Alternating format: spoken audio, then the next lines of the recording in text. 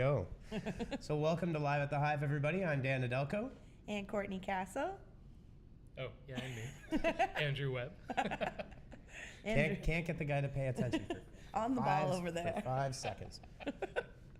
Anyway, well, welcome to this very hot Friday edition of Live at the Hive. It is. It's 30 degrees Celsius for our American friends. I believe that's about 85 degrees, I think. Yeah. Andrew, you might want to slide it over just a smidge. Get up in here. There we go. Now we're centered a little bit better.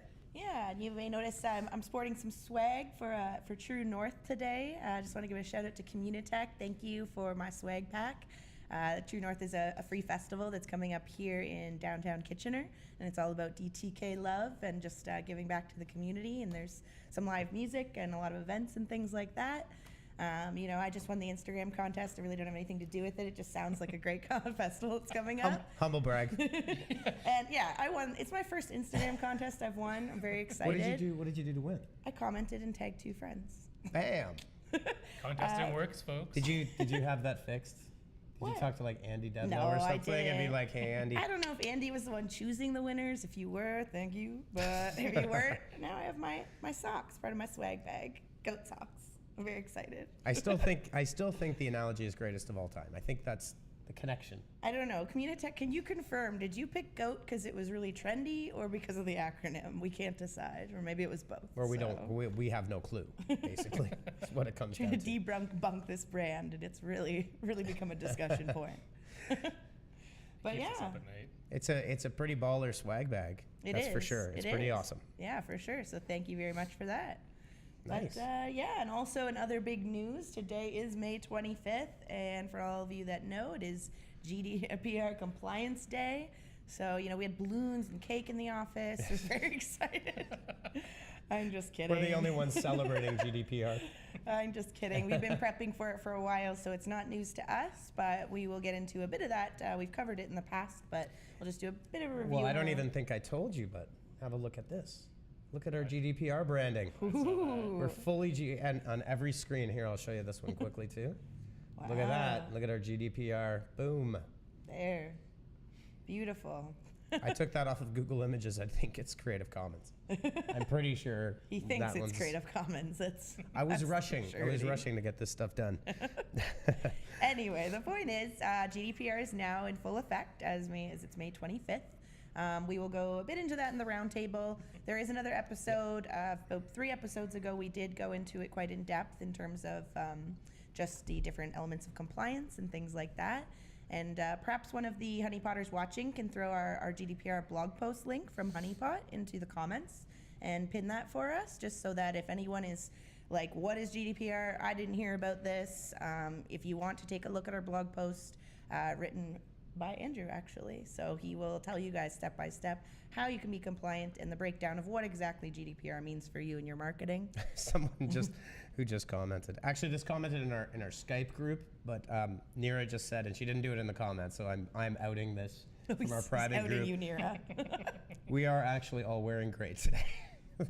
So as you're not seeing anything strange, we all are wearing some variant of gray and black. There you go. Yes. There you go. I was going to wear a yellow shirt today, by the way. I didn't want to steal the show, so I went with gray. That's the next level of Live at the Hive. We now have wardrobe and makeup. Someone who themes I actually us. do have makeup in my backpack. Don't say that. Look, listen, though, that's what actors do, Like when you're on do. camera, it adds 10 years, so you gotta, do that stuff up. All right. I was in theater in school.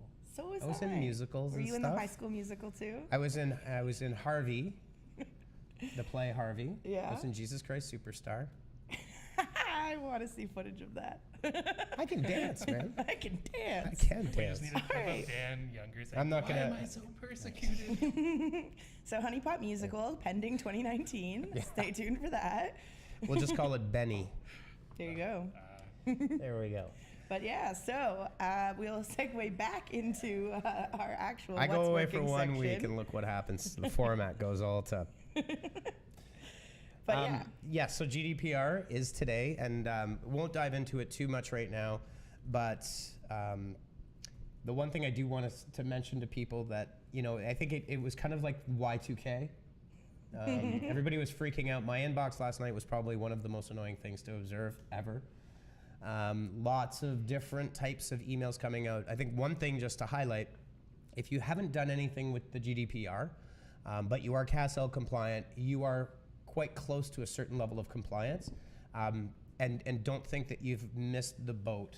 You can still do it, and you should still do a lot of the right things that apply for you. But yeah, don't freak out. I know a lot of businesses are freaking out. It's pretty funny. I actually saw, I don't know if you saw this, but the LA Times, the Miami Herald, I think they're all from the same group of newspapers, literally geo-blocked the entire European Union this morning, and basically said we're not ready. I don't know if they got the memo internally that it applies to the individual that could be living in the United States, but It's part of their plan. they didn't get the memo. Yeah, there's also numbers a couple ad companies also announced this morning, ad tech companies, that they were pulling out of Europe as well. So some people are handling it like that. Yeah. Others are just going through some of the regular compliancy steps. So either way, do not panic. Yeah, like Dan said, if you are already CASL compliant, you're probably already compliant with the main features of GDPR. Yep. But You've got some things to do, but again, all is not lost. And I think the other one thing before we dive into our main topic today, which is video and video marketing, is this is like a big part of it is really tailored towards the kind of titans of data collection. So you're talking your Googles, your Facebooks, your Twitters, the big players, the Oracles, the SAPs. That's going to be the main target. I think if you've got a small business and you're fearful for your life, I think as long as you do some of the right things, you're going to be okay. You probably won't be a target if you're not abusing anything. yeah. But Les Romani, old buddy of mine, SEO from Vancouver in the gaming industry. So hey Les, I haven't seen you in a while, but it's good to see you on the live. So let's just, oops. You mean less just. I've lost my production mojo. There we go. He's getting back I think into we it, should- folks. It's yeah. okay. I was up in Algonquin Compliant Park. again. Okay. I was literally hauling 250 pounds of gear, about 35 kilometers. Uphill both ways. And well, if I could show you, I could show you the elevation plot, and it kind of goes like this. It starts out like this, they go up, then go down and up, then go up higher, then go down and up, and then down and up, down and up, and up a little higher, then down and up, and down and up, and down and up, and down, and then up, and then you're at the site. It was awesome. Yeah. Yeah. So don't plan that route if you're going into Algonquin. No, it's the only way to get to the particular lake we were going to, but yeah, we weren't light on the portages, that's for sure. So let's flip over here to our main agenda. Yeah. So we're going to start off, just segue into our what's working for this week. So we did want to talk to you guys about video marketing. We've kind of mentioned video marketing in the past. It is a big part of what we get asked about and what we do at Honeypot. But basically, a lot of the question is not so much in the production side, but more so in the marketing itself, like the distribution. Once I have this video, what do I do with it? How do I get it to drive leads and sales and brand awareness and all that great stuff? Yep. So we just wanted to go through a couple examples that we have for you guys. One in particular is a video that we produced just this month, actually. And it was for a live event, basically, that we were putting out. It's called Maker Expo, and it's here in Kitchener-Waterloo in June 2nd and 3rd.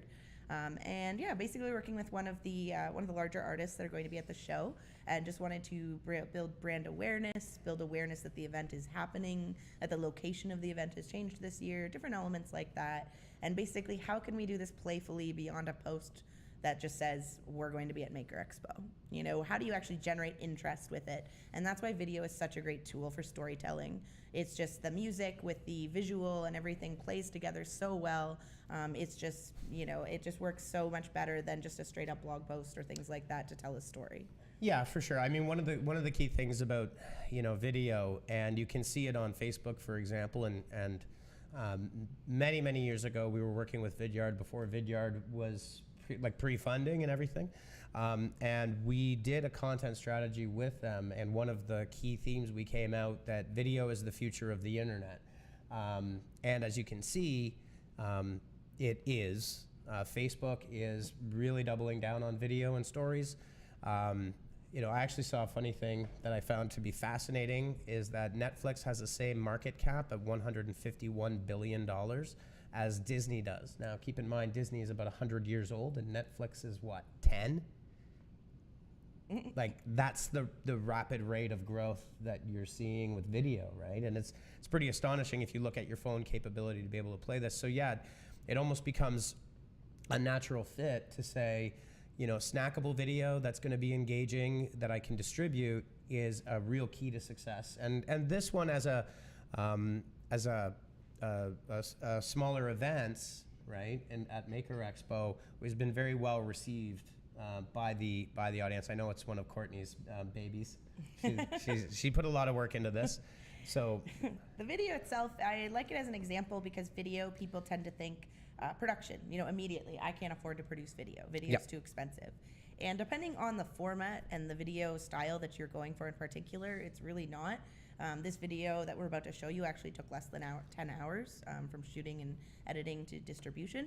So, you know, it was a fairly, yes, it was shot on a DSLR, but you can also do video shoots on your phone and things like that. There are other ways, you know, yes, you may compensate some sort of quality and you may have to use some tips and tricks that we'll give you a little later, but definitely in this day and age, people are a lot more forgiving, as we've said in the past, of visual quality and things like that. It's really the audio that you have to be very picky with, but yeah, we're just going to give you a little preview of the absolutely. video. And just wanted to say hi to Michelle, Amy, and David Daniloff, who also joined the stream. Welcome. I don't think I've seen you guys here before. Welcome. Just one other point to Courtney's point. This I would consider kind of a mid-range video, so there's some skill that's involved in terms of lighting and shooting and DSLR and editing after the fact. There is a great post that Vidyard put together with Taylor Jackson, the local photographer here in town, where he's walking around the Vidyard HQ that has really nice big windows, and he does a video on how to shoot with a smartphone and how to shoot quality, because you can actually shoot quality if you do all the right things with a smartphone, but you have to be aware of a couple of things, sound being one, but there's some inexpensive tricks that you can use to actually make that happen. Oh, so fun fact. Okay, thanks, Megan. She totally corrected me. Netflix is 20 years old. Okay. Still younger than Disney, but there you go, Megan. Yes, yes. Well, when Netflix started, you would order your DVDs and you'd get them in the mail. That was their, I don't know if you guys knew that, but that was the original business model. So they were like mail? a Blockbuster competitor when they started? Yeah. You would order your movies and then you would just be able to return an envelope and put them in. Yeah. We should do a poll to see how many of our viewers actually know what Blockbuster is. I mean, I still remember the days when like go into Blockbuster, and Blockbuster was, hey, we're totally getting off topic again, but Blockbuster was this thing that could not be defeated. It was such a huge chain at one point, and it was actually, from a business perspective, I think when Carl Icahn got involved, because he's kind of evil. All right. He's an activist investor. No, they had something like 1,600 locations. It was huge. I mean, it might even be a lot more than that. I'm sure that Megan will correct me any moment now as she fact checks. No, but I appreciate that. I'm just teasing. I was in it for the candy, to be honest. But from the perspective of Netflix, before we dive into the actual videos, one of the things that's really interesting, if you ever get a chance to watch the show, I think you can find it on CBC because it was Gian Gomeshi. It was Q, was the name of the show. But he did an excellent interview with Reid Hoffman, who is the CEO of Netflix, talking about like the technology that they created was pretty astounding, but also how consumption of video changed completely and how they struggled for a lot of years because nobody accepted it.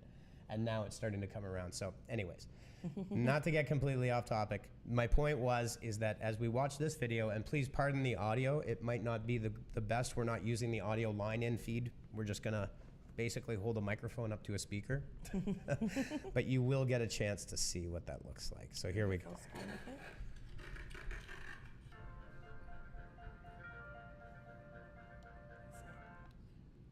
Let me go full screen.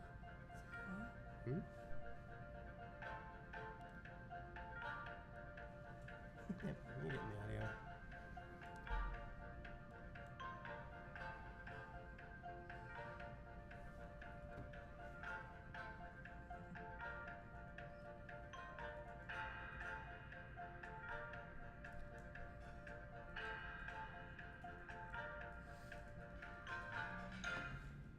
Cool. There we go. That actually, I think, played not too badly, all things considered. So tell us a little bit about this video and what your strategy was, Court. Yeah, so breaking down this video, there are some core key elements to the production of your video that you should be considering when you are producing it in terms of distribution, even before you get to the point of creating posts and uploading to YouTube and things like that. There are different elements that you can see. While it is a super quick teaser video, there is no audio to it aside from obviously the music overlay, but there are a couple, I would say 5 or so different elements.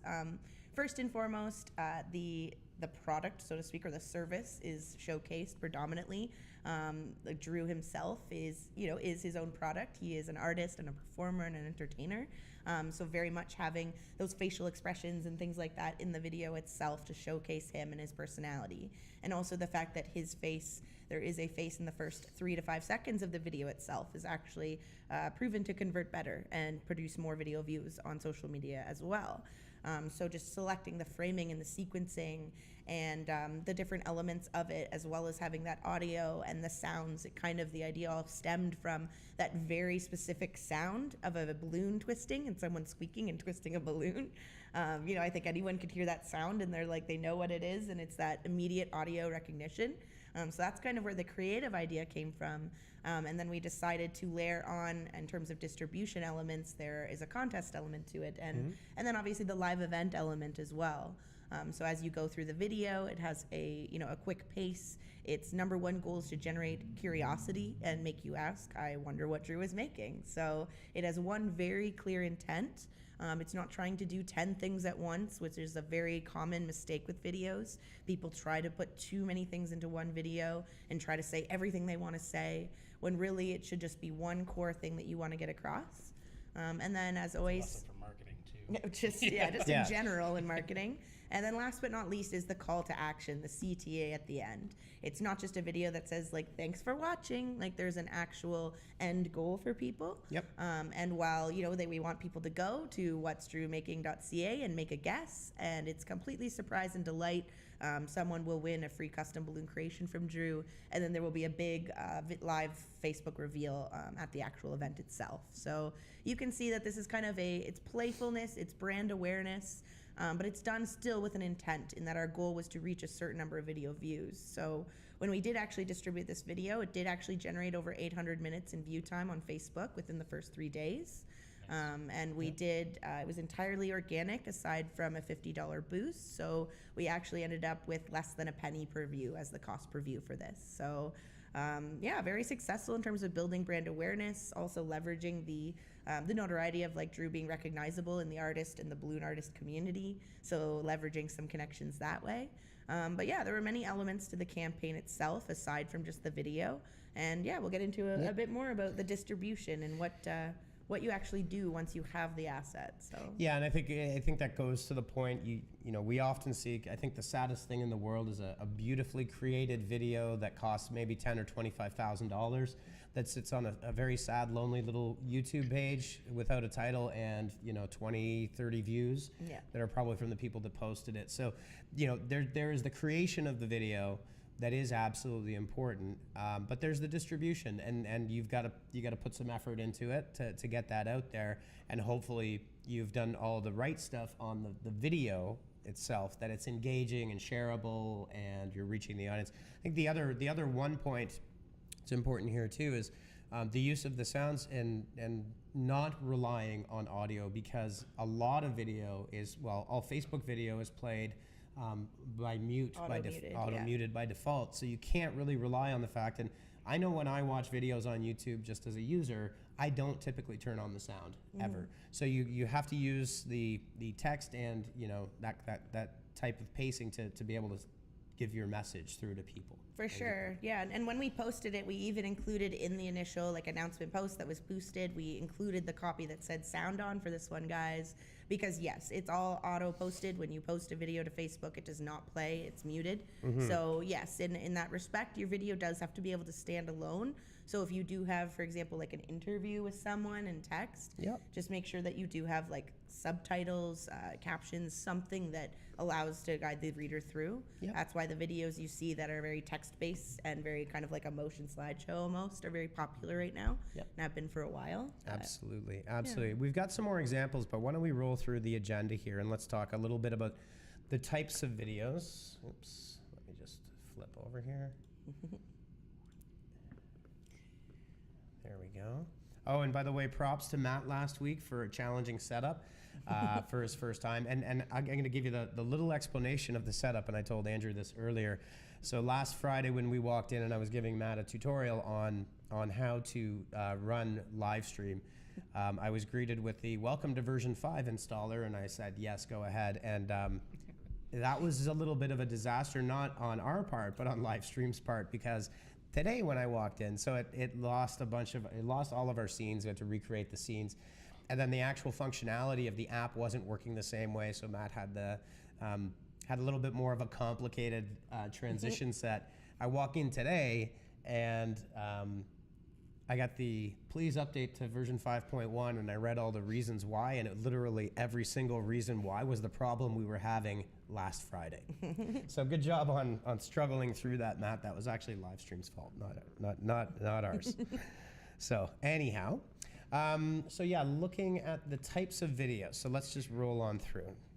So the video that we just showed you with Drew Ripley is very much, I would call a middle of funnel or a MOFU video. It's not, I guess it is slightly higher level, but it's about an event. So, and it is generated towards his audience and is focused towards people who might be somewhat vaguely familiar with Drew, maybe have seen him around town or seen a post from him, but aren't 100% familiar with him. But not people who are 100% unknown either. So it is kind of that middle level, and you do have to think of your intent when you are creating the video. Who are you creating it for? And that will help you to tell you whether you're creating a top of funnel video, a middle of funnel, or bottom of funnel. And there are some basics in terms of the video formats. So for example, a quick social media share graphic or video as small as like a boomerang, would be considered a top of funnel video if you're doing that on an Instagram post, for example. But if you are doing a webinar, that is definitely a bottom of funnel video. It is someone who is familiar with you, has researched you, has probably read blog posts or follows you on social or has engaged with you in some way, maybe downloaded an asset, and they're now going to come to a webinar. Yeah, and I think one of the most important things, and we'll get back to the list in a second here, I want to show another video that we created. Just to give you a little bit of a breadth of the different types of videos that you can create with an app called Magisto. So it actually, it doesn't require it requires very little technical knowledge, but it can be very effective. Yeah, video apps are actually really helpful if you're kind of like, I don't have a videographer, I don't have videography resources, but I want video. There are several apps that we've actually used. Ripple is another one that works well, especially if it just helps you to compile videos. There are some that are actually really in-depth video editors. The name escapes me at the moment because there's a lot that we've toyed with, but some of them can be very basic. Watch it once or twice. Yeah? Was it? That's okay. been slightly more high-end. Yeah, watch it comes with a little bit of a price tag. Yeah, some of them are more like a slideshow, but there's Ripple, there's Flyer. You basically just remove all the vowels from the names. So if you say Ripple, just take all the vowels out. That's how you spell it. It's true actually. But I think the thing is, at the end of the day, the point kind of is that we want to have a solid like landscape of types of videos. Don't feel that you should be limited. If you're waiting for that one video that you're going to invest a lot of money into, you're probably going to be sorely disappointed by the result. What you should be creating is using the layout that we'll put back on the screen, is consider what you can do with your iPhone, what you can do with snackable video, a 30-second, 40-second. Don't be afraid to test things out. If you're in sales or B2B sales, or you want to send a message to customers, you can use Go Video by Vidyard, which is actually a free app. Using your webcam and some good lighting, create those styles of videos as well. But I think get yourself out of the notion that I need to have this massive video marketing setup, or I need to be a professional in order to create it, because you really don't. For sure. And it obviously it depends on the grade. If you are, you know what I mean, a very large company and you're producing like a commercial for mainstream, like that's a different story. You know, we are talking about, you know, to the small to medium business, the all-in-one marketer, you're a marketing team yourself, you know, maybe your CEO or founder's like, we need to get some video integrated. How exactly is that done? Sorry. Okay. So yeah, let's flip That over. was not a balloon this time. That was not a balloon this time. That is correct. Guess which is the balloon? So I'm gonna I'll throw this one up, and you know, this one just has, so basically with this one was Magisto. So Magisto has Magisto has the nice thing is it has a built-in audio library that is copywritten properly, so you have the rights to use it. You're not going to get a copyright strike. So one thing when you're creating video, don't just go and grab like Jay-Z's latest hit and put it up. Oh. You will get a copyright strike and it will be taken down rather quickly. But the nice thing again about, and Flyer is the same thing, but with Magisto, you just select your music from the audio library and the images from the image library, and you're free and clear. So Yeah, or if, yep. So let's just do this. Oops. So this one is a little bit of an explainer video, and I can probably even just mute it because that's just the basic music. You can see here what this is actually the animations were created by Magisto with screenshot attachments put in, and then the copy written. It assembles the video. This one did not take very long at all. I did this one probably in like an hour, really, after fiddling around with it. It takes very little technical knowledge. Yeah, considering that typically, you know, an animated video, like even a 30-second animated video would take like 30 plus hours to create. Yep. You know, so 1 hour is really, you know, and considering the investment and how much you can do with video in terms of repurposing it as well, it's definitely worth that hour to put that in. Yeah. Yeah, and again, so you've got a lot of different options, and we'll go through some different types here, but let's just jump back here to... And Magisto's really well priced too. It's consumer grade. I can't remember if business might be $49 a month, or it might be... Yeah, 30 tiers are 5 a month, 15, and 35. There you go.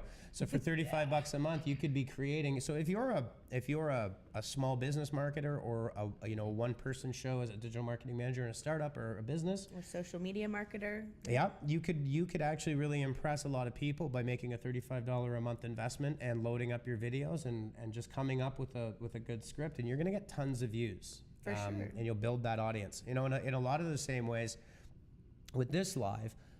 We know that on a Friday afternoon, especially when it's 30 degrees Celsius outside, I have a feeling that a lot of people are out at patios right now, and that's okay. But those videos live on, right? They live on throughout time, and we get a lot of comments that people go back and watch them. They'd like to see more bookmarks so they can jump around, all that kind of stuff. For sure. Yeah. And it's great for like the image, the one that we just showed you obviously is walking through a strategy that we're debunking, but you can imagine that this could be used for thought leadership if you're explaining a topic that's very pertinent to your company, or even a product demo. Maybe you want to walk people through a specific feature that's really in high demand that you guys meet right now. You can create a quick video in 1 hour, distribute that via social media, and it really just helps to kind of extend your social media strategy. Like I've mentioned in the past, a lot of people, 10 years ago, social media was very top of funnel. But now, with all of the advertising and all of the features that are layered onto it, it's really moved down the funnel as well. So you can kind of start integrating some more, demo kind of content and things like that in a playful kind of a high level way. And then imagine you could link to be like, to see more, request a demo today. So there is room to kind of add a bit more mid-level funnel content to your social strategy there. Yeah, totally. And I think one of the big things, so if you look at, we have brand videos, just walking down this list here. We've got brand videos, explainers. So rather than explaining the how, so like when you get into a demo, but rather the why of your product. Why is it amazing? What can it do? Prior to showing any of the actual details, you're really trying to get to the essence, how it's going to solve a problem for somebody. And then you can get into product reviews and demos. But again, I think the thing is break down your strategy into snackable chunks and what you're going to prevent. And we've had this happen with projects we work on. They turn, sometimes if they go out of scope and minds change, you can continue to create additional content, but you can't make one video the solution for every problem. It's you're going to run into a square peg round hole, and that's to the point of not saying saying too much in one video. For sure, and to consider that video series are great. If you have a concept for a video, but there are maybe 3 points that you would love to get across, break it down into 3 different videos. You could shoot them all at the same time in production terms, but in the editing sequence, consider that when you are editing your video, yes, you could have one long like main video perhaps, but also consider how it could be edited into different elements, and that's really the heart of content repurposing. And that's really what we try to explain to people when they are making an investment into a larger video with a higher production value. Consider that it won't just be one product in the end. It could be divided into different elements for different purposes, whether it's embedding in an email to nurture people or for social media distribution. Many different ways video could be used. Yeah, so I'm actually showing our Vidyard Video Hub, which is at video.honeypotmarketing, where we keep a number of our different samples and different how-tos. But I'm kind of hovering over this ERP Explained one. It's a great example. We did this one a number of years ago with Microsoft Canada. I want to say 4 years ago we did this. But their ERP and Dynamics and GP products are ERP, Enterprise Resource Planning. So they're big, complicated platforms. And this is when they initially went to the cloud and they were trying to explain to people, how you can use this. We created, I think it was 55 total videos, because what we wanted to do was it was a lot. It was. And we did it in 3 shoots. So we were able to have the scripting for everybody that was involved from Microsoft, have it ready. We had customers come in too. And what we did was a Q&A style. And then we shot it in a way that was easy to clip. And then we assembled. So we had a plan, and I think that leads to part of the next start here, is actually planning everything out prior to the shoot beginning. We knew what we were going for, so we were able to be really efficient. The thing about that, and Microsoft really loved it, was easy for the sales team to take one of the videos and address the answer directly to any one of their sales leads, because we literally had a 55-question FAQ. Yeah, like imagine that you took your FAQ from the questions you'd normally get asked and you create a video response for each of them. So it was very handy in that way. And then we also, from a distribution perspective, went onto YouTube and we created and took those 55 videos and rearranged them into multiple different playlists, depending on which industry you're in, like which problem you were looking to address, so that people themselves could be distributed to, and that playlist could be shared, for example, on social media. It doesn't necessarily need to just live on YouTube. Perhaps you're putting a social post out to a particular company or a particular position at a company that's answering ERP questions. Yeah, and ERP is a pretty dry, it's a pretty dry subject unless you're into buying one, and then all of a sudden it's really interesting if you're, because the procurement's expensive, it can be really expensive. But the other thing that it helped us do with Microsoft was it gave what is a relatively faceless company, right? But it's composed of human beings. It allowed us to surface the individuals behind Microsoft Canada.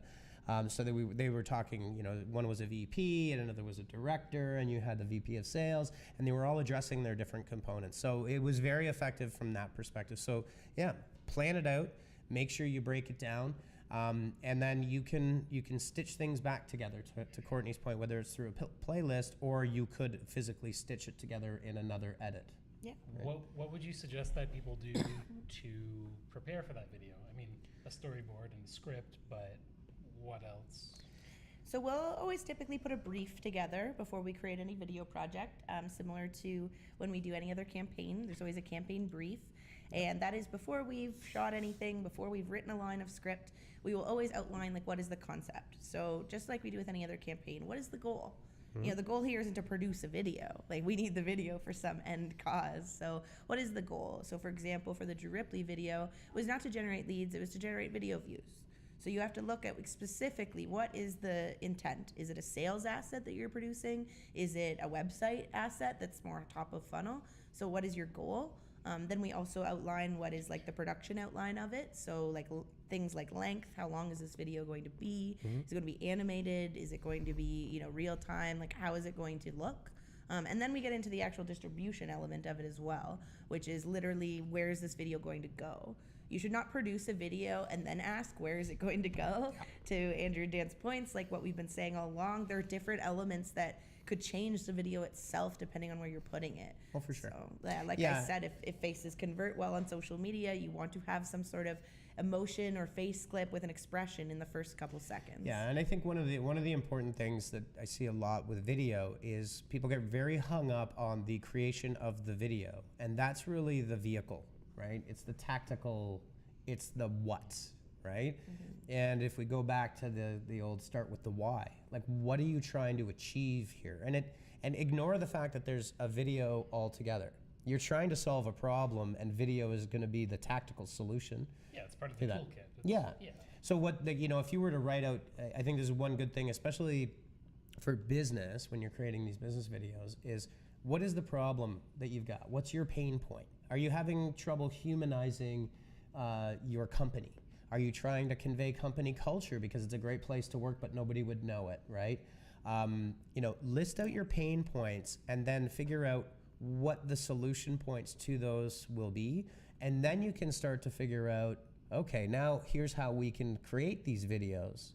And the video will then address the problem. Because what happens is, and you see this a lot in B2B, you know, there will be the statement, we need a product explainer, right? Like, do you? Are you sure? Like, why do you say that? What's the point of that? Do people not understand what your product is? Oh no, they understand it. Okay. So then, I mean, I would always say that you should have a product explainer. So this may not be the best example. But yeah, to that point though, it's that yes, a lot of the times B2B clients will look to video because they have a complex product. But like what is Dan saying is, what about it is complex? Yep. You know, is it unclear to the end user what the value will be? Is it unclear to them how you're different from anyone else who does what you do? What is it about your product that's confusing or complex to them? Yeah. So, and it's going to be different depending on different personas.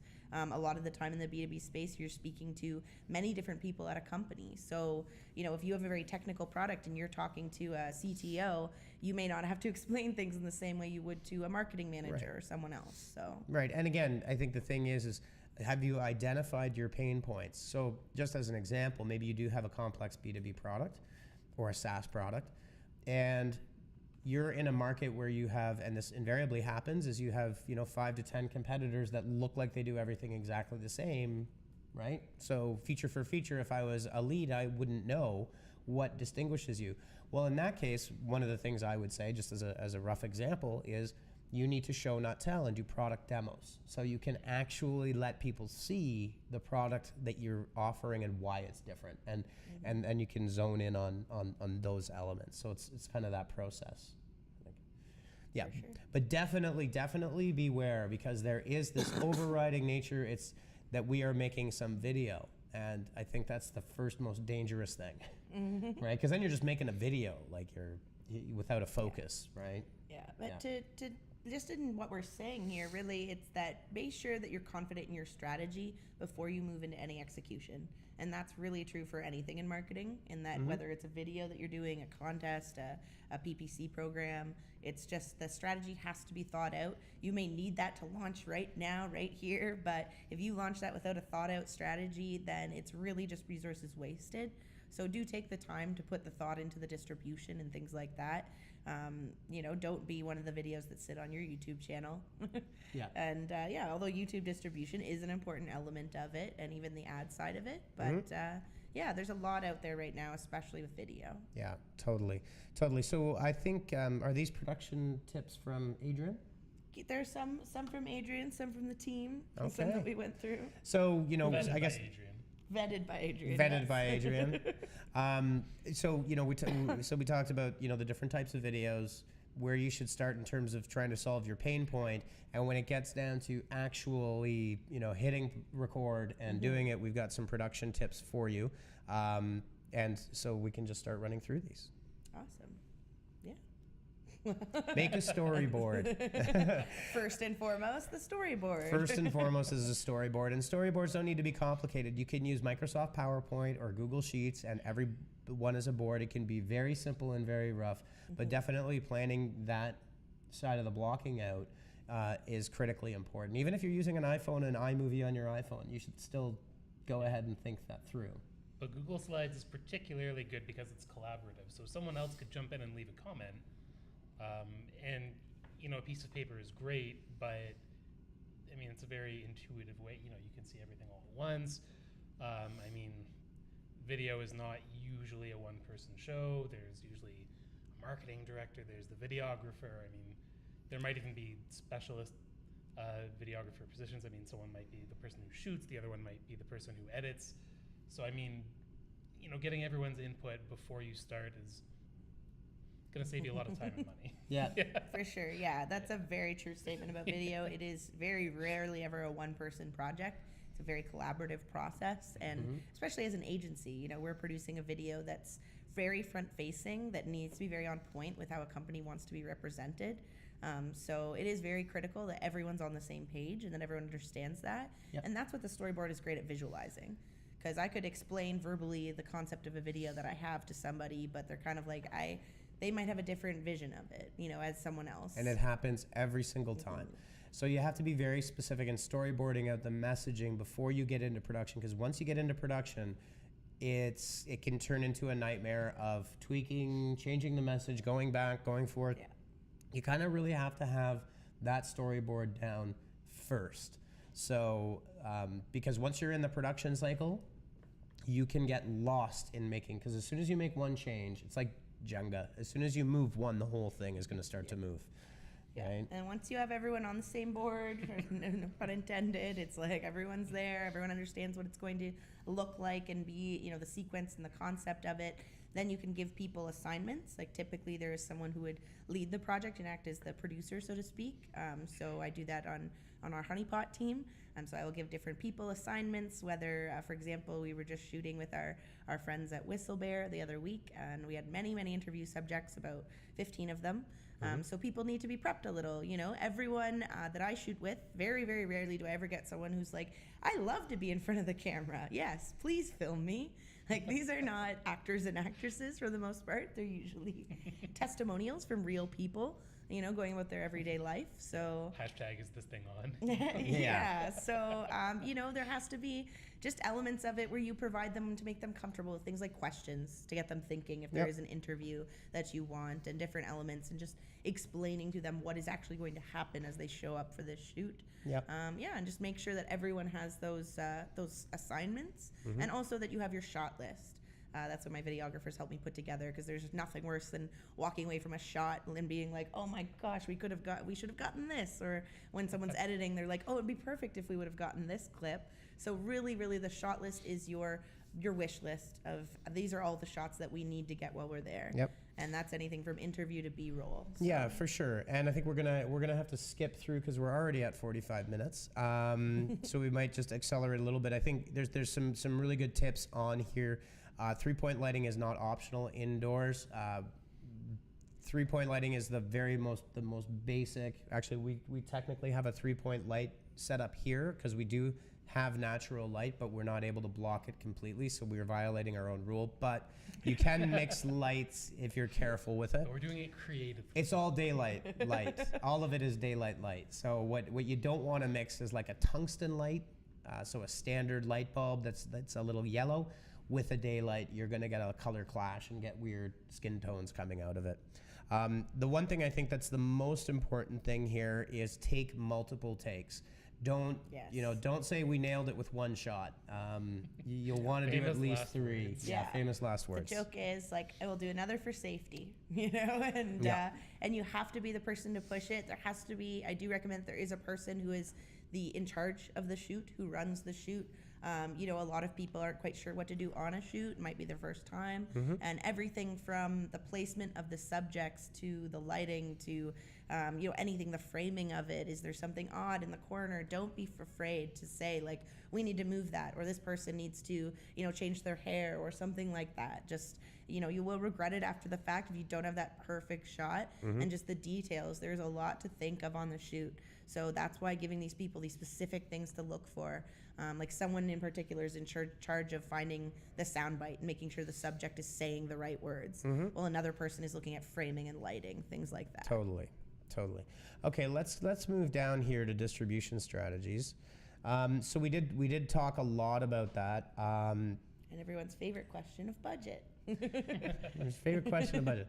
Your budget can be whatever you want it to be. It can be 0 to $1 million. more. That's what I mean, want. the average low budget Hollywood movie is $20 million, right? Yeah. So think of it that way. Yeah, I think we've talked a bit about distribution strategies. Live video, again, I think the thing is the more there's an analogy we talk about it actually at the office a lot with writing. And writing is one of those things that you don't get better at unless you write more. You have to just write. Like, you're not going to magically read a book about writing and then be like, oh, I've got it. Same thing like playing a musical instrument. How do you get good at it? You play the piano. Yeah. Right? This is very similar in that sense, is you will become more comfortable with video the more that you do it. And if you plan for 1 year to shoot one video, I can guarantee you someone else is going to be doing it for you. But you should be trying and testing, even if your live stream, I've seen major celebrities and major brands go on Facebook Live or Periscope with iPhones at a bad angle. And it's okay in 2018. It's okay to present yourself. Now, you don't want to do that every single time. Yeah. And it depends on the channel, and like it's also the variety of it as well, right? Like not every video that you produce has to be some high quality, like commercial ready video. Like I was actually thinking that because Will Smith, huge on social media, but he's like this huge motivator.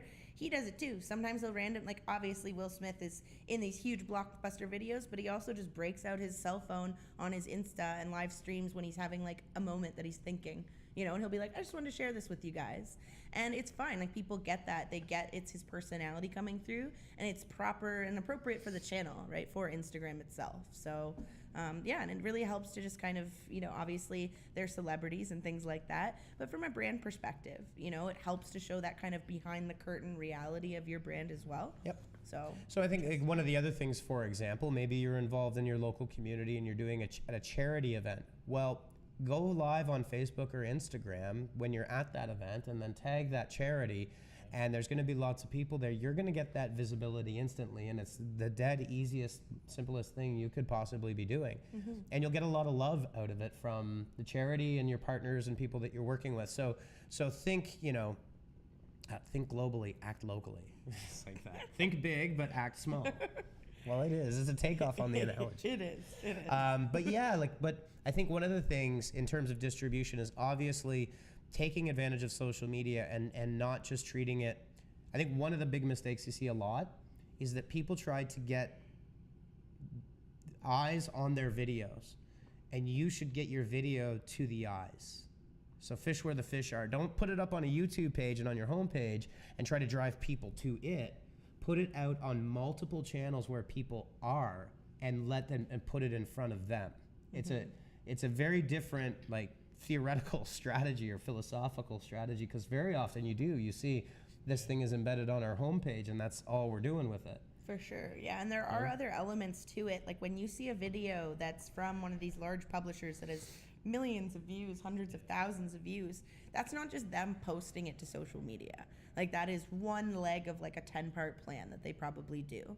So in addition to making that social media post, there's probably a paid element to it as well. The post itself is probably boosted. There's maybe even across multiple channels, not just Facebook. Could be boosted on, it could be an ad on YouTube, it could be on Instagram, Twitter. There's also probably seeded shares and share partnerships going on there as well. Embedded on a blog post and then getting an email notification and organic traffic. Exactly. Yeah, for sure. And to that point, it's like you need to craft that virality. I know we touched on that last week. But that's very much like how these people get viral hits every single week. That is how it's done. You're seeing, as people say, kind of the tip of the iceberg and not all the other things going on beneath to get to those views. It's the 15-year overnight success, right? You hear about these overnight successes and they're like, wow, where'd you come from? And whether it's an artist or an actor or whomever, it's like, well, I've been doing this for 15 years. You just never knew about me.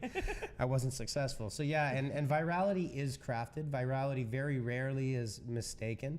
Or accidental. Sometimes it absolutely is, but very rarely, especially like these we days. said, we used the Laurel example last week, and and we're saying there are specific instances where just out of culture and things like that, things do go viral. Yes. But from brands and whatnot is definitely a strategy that they're implementing. Yeah, totally. So yeah, I think the key takeaway on that is put your video where the eyes are. Don't try to drive eyes to your video. Right? And Netflix, not Blockbuster. There you go. No one wants to drive to the store anymore. There you go. I would love to, actually. Sometimes of course you for would. nostalgia's sakes. I just want the candy. That's all I want. Yeah. Well, then you should have gone to Jumbo Video, my friend. They gave out free popcorn. Oh my gosh. There you go. Missing out. Jumbo Video. I totally forgot about that one too. So we've got some other tips in here, but I think we're getting into, motion graphics and animations are done on a per hour like that. We're starting to get into kind of more elaborate setups and things like that. Yeah, we won't go into the nitty gritty of the budgeting side of things, but just some top level tips. Like Dan said, I think that you meet your video needs to what your budget is. If you have a smaller budget, then consider the scale of your production. Also consider that you should be considering your distribution as part of your budget. Don't put all 100% of your budget into production and then rely on organic for the distribution of your video. So really, a video could be a couple $100. It could be, $10,000. It really depends on the purpose, the production value of it that you're doing. But yeah, and also the style itself too. Animation does tend to be more expensive than live action, and then obviously live streaming and things like that, depending on how much setup and whatnot is involved, could also be more costly. But definitely, if you are budget sensitive, then perhaps animation isn't the direction for you. And animation will definitely. I mean, there's different ways to animate. You can there's Animoto. There's a whole bunch of these different platforms. That's going to give you some generic animation capabilities, but when you get into custom motion graphics, you're definitely looking at an entirely different level. So be prepared that if you go down that route, that do not be shocked by the budget, because it can get expensive, especially if you don't have everything planned out beforehand, and that can lead to pain points in creation of that video, I'll say. I just noticed one thing on the stream. Mike Dixon had a crying face, and we don't know you, Mike, but on our his reaction to our live stream is sad.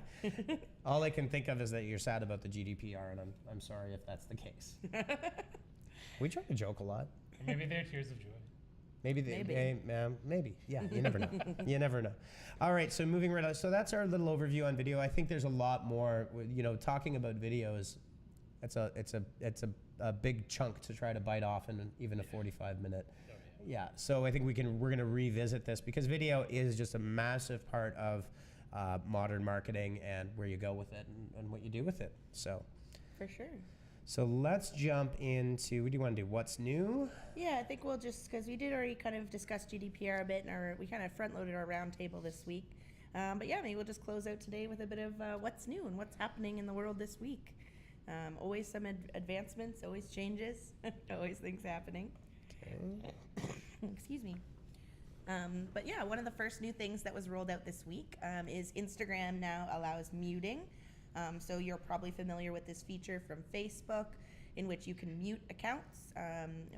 I think Facebook allows you to do it temporarily in timelines, mute them for a week, mute them for a month. But Instagram, It's just either or.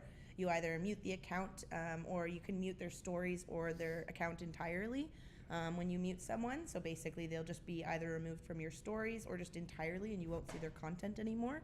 So as a brand, you do have to be aware of this. The number one thing I would be thinking of is my frequency, and also be looking at people who are unfollowing you. A lot of people tend to look at new followers, but just the solid number of new followers, and they're not actually calculating the growth rate between followers gained and followers lost. Right. So net gain is super important. Yes. So for this in particular, you don't want obviously all your followers muting you, and they're still following you, so you think that your following is growing, but for some reason your engagement rate is dropping. It's almost the equivalent of being like shadow banned on Reddit. You don't really know that they've muted you. You think you still have this follower, but you don't. So really evaluate, if you do notice some lags in your engagement rates on Instagram and things like that coming up, do you consider, first of all, your frequency? How often are you posting stories and posts? And secondly, how valuable is this content? Perhaps just take a double look at your content insights on Instagram, and specifically what are people responding to, and really cut out the things that people are just not enjoying. Yeah, I think that's from a social media marketing perspective, you want to be doing that in all areas. For sure. I think one of the important things as well is just with Instagram is, and I'm not sure if you guys covered this, but this did come up last week, is that the growth rate of stories versus newsfeed items is something like 25 times, like the rate of stories being produced versus news feeds is 25 times higher for stories. And so this was an in-depth piece with one of the product managers at Facebook, saying that it is quite likely that in future iterations of Facebook, you're going to see, and then obviously I think Instagram follows soon thereafter, an increase in the number. You can see on Facebook now stories are a big thing. You're going to see more of that. So, in order to not be super annoying, is maybe lose a bit of the reliance on straight up posting. And we're starting to do this as well. Start humanizing your business profile by using stories and being fun, and, breaking out of a solidly, if you're a B2B, show your company culture, show whoever works in the company, show a customer, a client, an event, so that you have that humanization, and lean into stories. Because again, to Courtney's point, you don't want to be muted or hidden because you're posting business style content on Saturday afternoon on Instagram, for example. You do see that. But Yeah. yeah. It just doesn't respond well, especially Instagram in particular.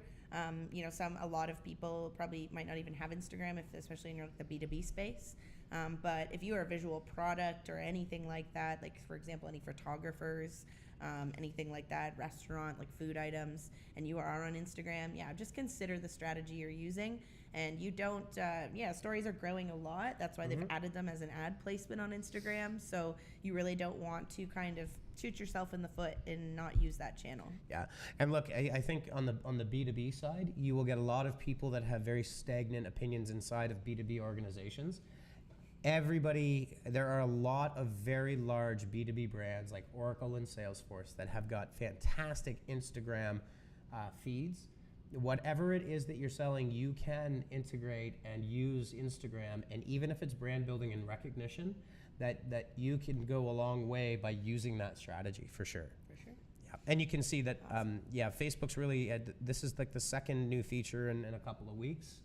So they do seem to be doubling down on, it's the Snap Insta battle.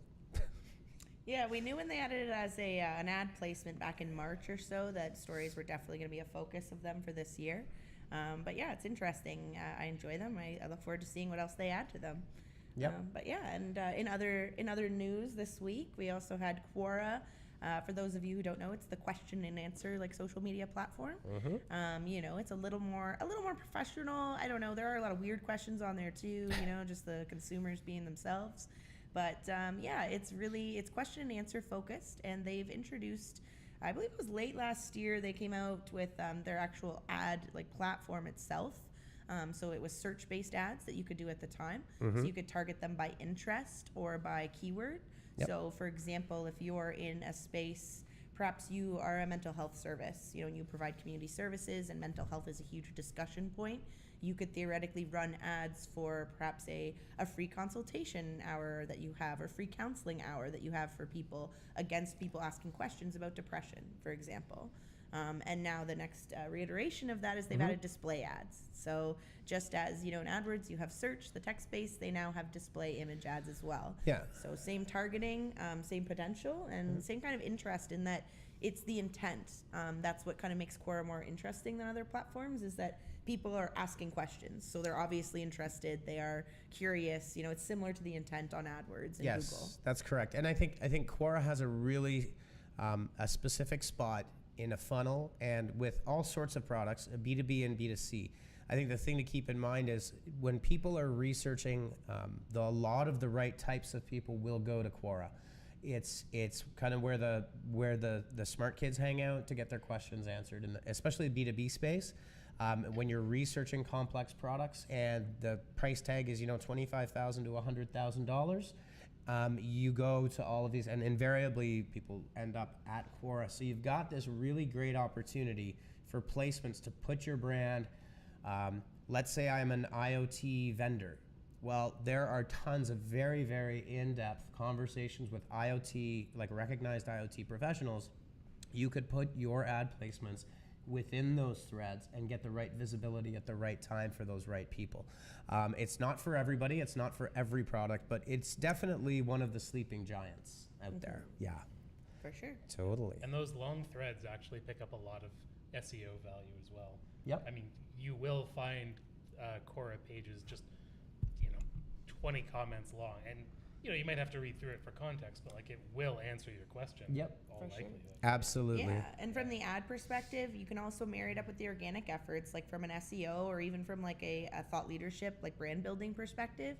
If you have someone who has an account and goes in there once a week and answers relevant questions, like from obviously link building, and also like I said, the thought leadership, the demonstration of it over time can help and really complement the ad side of Quora. Very cool. This one is actually very big news, and TechCrunch sucks because their ad placement doesn't let me zoom in. Anyways. All right. We asked TechCrunch good there. You're just a big faceless corporation now. Yeah, TechCrunch is fine. Adobe bought Magento for $1.68 billion, rounding out. So Woo. yeah, money. So Adobe is not the Photoshop Illustrator that you knew of. It's been about 10 years that they've really been pushing the enterprise. Their suite of tools now is insane. I just, I was living in the past with my CS6 and was like, oh my gosh. Yeah, exactly. Well, Adobe a number of years ago bought a great company called Omniture with an analytics package called Site Catalyst, and that is now in the Marketing Cloud that they have. So this is, Adobe is pushed up at the enterprise, really, like in this article they're talking about. It's like they're competing with Salesforce on those levels. It is really interesting to see Magento acquired for $1.68 billion, and a couple of thoughts come to mind. Shopify is the darling of the e-commerce world right now, but Magento is kind of like this lumbering giant that's been around for quite some time. It will be interesting to see what Adobe does, because Adobe's main thrust has been cloud-based solutions, right? And they got into collaboration a little while ago too, or maybe not such a little while ago, but I mean they do webinars, collaborative video now. So Yep. I mean you kind of have like a full stack of marketing technology from one end to the other. Yep. Yeah, I mean Yeah, it's and- impressive these days. And so you could look at Adobe, because there is a hosted cloud version of Magento, and Magento is a little bit unwieldy, but it is what it is, and it's designed for a certain purpose. It'll be interesting to see where that intersects against things like Shopify Plus, and there are other competitors out there that are looking at cloud-based solutions for enterprise e-commerce, and I think it's pretty clear that even not everybody, but a lot of large e-commerce giants are looking at potentially not necessarily tenanting and having a whole IT team around their e-commerce solution. They would rather turn to an Adobe and have that. Same thing with Shopify Plus, right? Same idea. We'd rather focus on the sales rather than on the infrastructure, and we're willing to pay a little bit of a premium to do that. So it's a big purchase. Congratulations to the Magento folks. Yeah, people are very excited. They're saying, it's Adobe adding that final missing piece to their suite of that e-commerce piece. And it's exciting because obviously this is one step in a large roadmap that they have for themselves. And Adobe has a lot of loyalists, especially in the graphic design community. Yep. A lot of people just love the company and the brand. So very interested to see where this goes.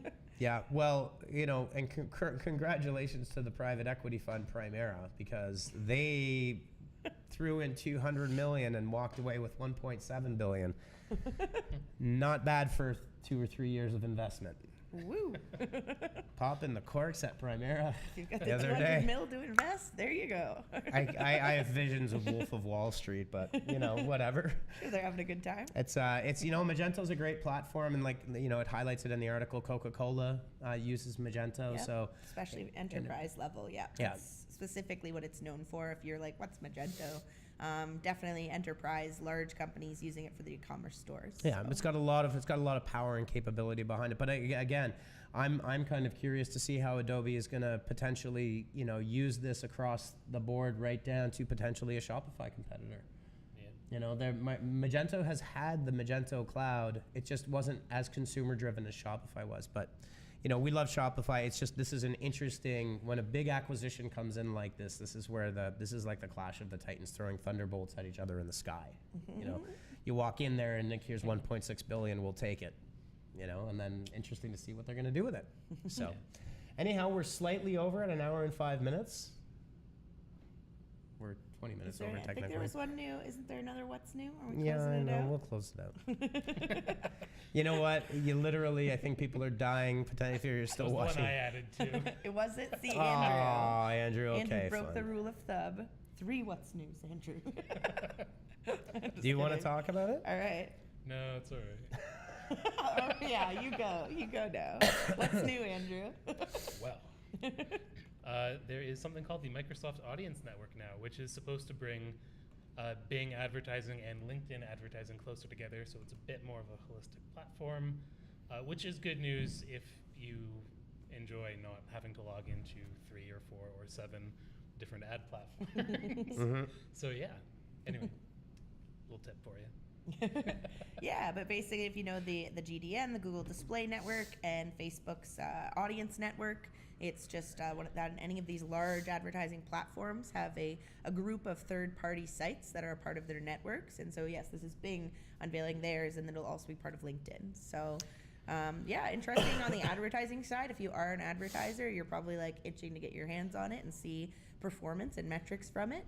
But yeah, as advertisers on Bing, as we are, we'll be curious to see how it goes as well. And it is a big evolution, because for the longest time, Bing was only search related ads, right? They didn't have anything else that you could go through. You had to go to AOL and do a 1995 style IO and insertion, and it was a bit ridiculous when, with AdWords you can literally, just go do your bid. So this is addressing it. It is going to be interesting to see how we can leverage it across, especially the LinkedIn side of things, because LinkedIn ads do come at a premium. So it's going to be interesting to see where that washes out, how you're going to be able to access all that stuff. Yeah, but for example, what you'll be able to actually do, if you're not familiar, is that any site that's in Bing's network, is that you could actually specifically choose specific sites to advertise on that were specific to your industry, or perhaps when you've gone through your Google Analytics, you note that you had a lot of traffic and conversions from a particular site.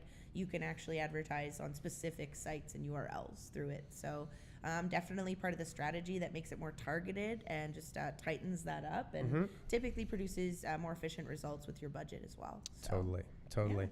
All right. Well, I looked at my phone and I have 2,000 unread emails because I was gone last weekend for like 5 days, and I still haven't cleaned up my inbox. And that's his weekend, everyone. That's just select 200 at a time and hit delete. Good stuff. Well, you have your VIPs set up. You can do that. Don't worry, clients. He doesn't do that to your No, emails. of course I don't. I would never. All right. I would never. All right. Have a great weekend. Enjoy the sun. If you're in Southern Ontario, you're finally getting some of it. Yep. Get out to a patio, crack a beer or cider or a non-alcoholic beverage of your choice. Whatever floats your boat. All right, guys. Have a good weekend.